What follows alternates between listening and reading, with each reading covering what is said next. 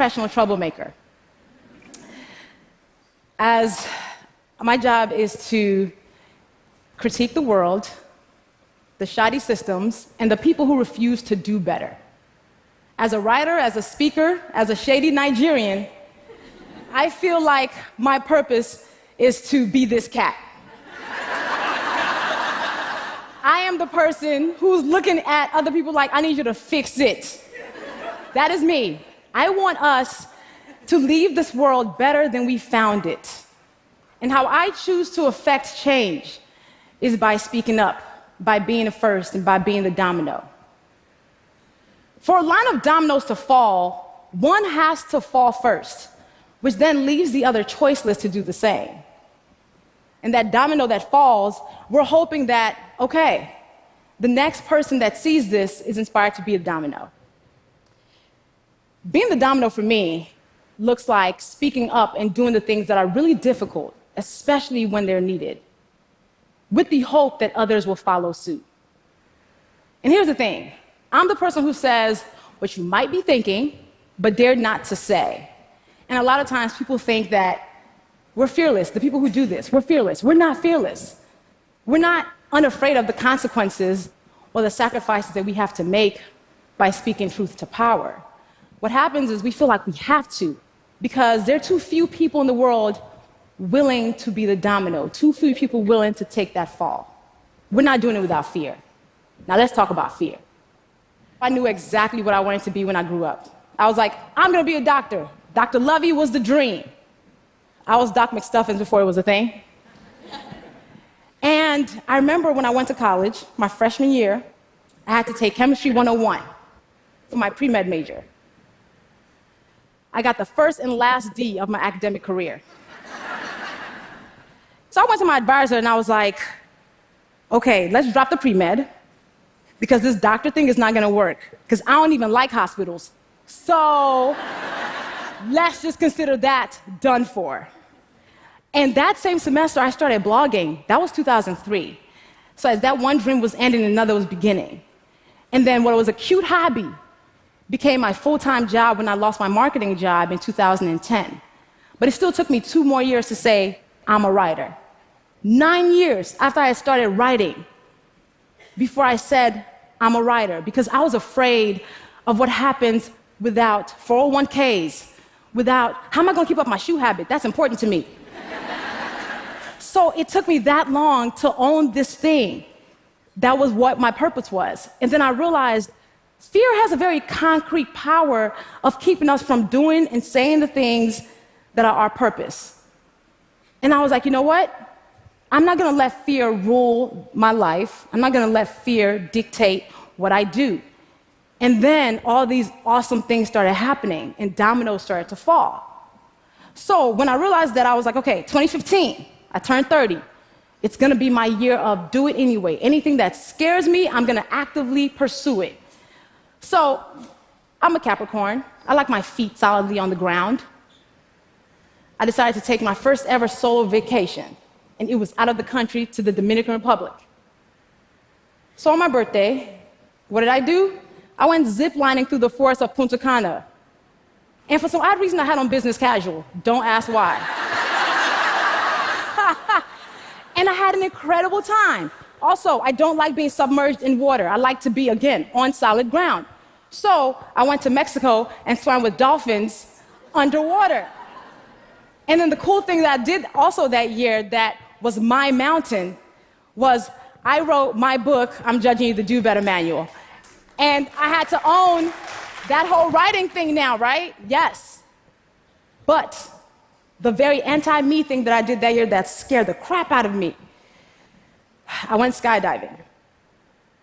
We're about to fall out the plane. I was like, I've done some stupid things in life. This is one of them. And then we come falling down to earth, and I literally lose my breath as I see earth. And I was like, I just fell out of a perfectly good plane on purpose. What is wrong with me? But then I looked down at the beauty, and I was like, this is the best thing I could have done. This is an amazing decision. And I think about the times when I have to speak truth. It feels like I am falling out that plane. It feels like that moment when I'm at the edge of the plane and I'm like, you shouldn't do this. But then I do it anyway because I realize I have to. Sitting at the edge of that plane and kind of staying on that plane is comfort to me. And I feel like every day that I'm speaking truth against institutions and people who are bigger than me and just forces that are more powerful than me, I feel like I'm falling out of that plane. But I realize comfort is overrated because being quiet is comfortable. Keeping things the way they've been is comfortable. And all comfort has done is maintain the status quo. So we've got to get comfortable with being uncomfortable by speaking these hard truths when they're necessary. And for me, though, I realized that I have to speak these truths because honesty is so important to me. My integrity is something I hold dear. Justice, I don't think justice should be an option. We should always have justice. Also, I believe in shea butter as a core value. And I think the world would be better if we were all more moisturized. But besides that, with these as my core values, I have to speak the truth. I have no other choice in the matter. But then people like me, the professional troublemakers, should not be the only ones who are committed to being these dominoes who are always falling out the planes or being the first one to take this hit. People are so afraid of these acute consequences, not realizing that there are many times when we walk in rooms and we are some of the most powerful people in those rooms. We might be the second most powerful, third most powerful. And I firmly believe that our job in those times is to disrupt what is happening. And then if we're not the most powerful, if two more of us band together, it makes us powerful. It's like co-signing the woman in the meeting, you know, the woman who can't seem to get her word out, or just making sure that other person who can't make a point is being heard. Our job is to make sure they have room for that. Everyone's well-being is community business. If we made that a point, we'd understand that for the times when we need help, we wouldn't have to look around so hard if we made sure we were somebody else's help. And there are times when I feel like I have taken very public tumbles and falls. Like a time when I was asked to speak at a conference, and they wanted me to pay my way there.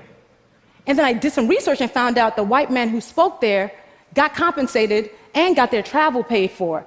The white women who spoke there got their travel paid for. The black women who spoke there were expected to actually pay to speak there. And I was like, what do I do?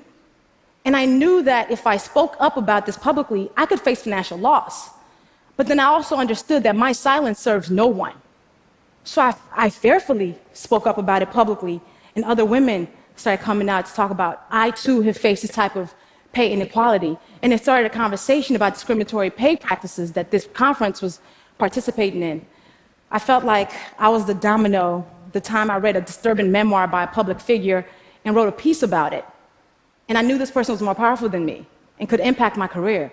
But I was like, I gotta do this. I gotta sit at the edge of this plane, maybe for 2 hours. And I did. And I pressed publish and I ran away. And I came back to a viral post and people being like, oh my God, I'm so glad somebody finally said this. And it started a conversation about mental health and self-care. And I was like, okay, all right, this thing that I'm doing, I guess, all right, it's doing something. And then so many people have been the domino when they talk about how they've been assaulted by powerful men. And it's made millions of women join in and say, me too. So shout out to Tarana Burke for igniting that movement.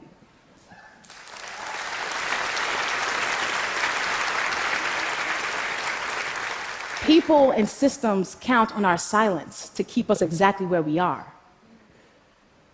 Now, being the domino sometimes comes down to being exactly who you are. So I've been a shady somebody since I was 3. This is me on my 3rd birthday. But I've been this girl all my life.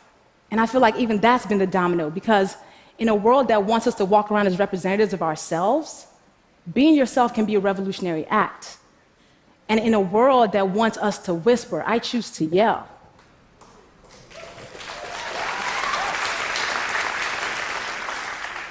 When it's time to say these hard things, I ask myself 3 things. 1, did you mean it? 2, can you defend it?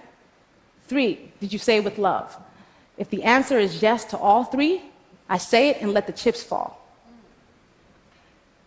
That's important. That checkpoint with myself always tells me, yes, you're supposed to do this. Telling the truth, telling thoughtful truth should not be a revolutionary act. Speaking truths to power should not be sacrificial, but they are. But I think if more of us chose to do this for the greater good, we'd be in better spaces than we are right now. Speaking of the greater good, I think we commit ourselves to telling truths to build bridges to common ground. And bridges that aren't based on truth will collapse. So it is our job, it is our obligation, it is our duty to speak truth to power, to be the domino. Not just when it's difficult, especially when it's difficult. Thank you.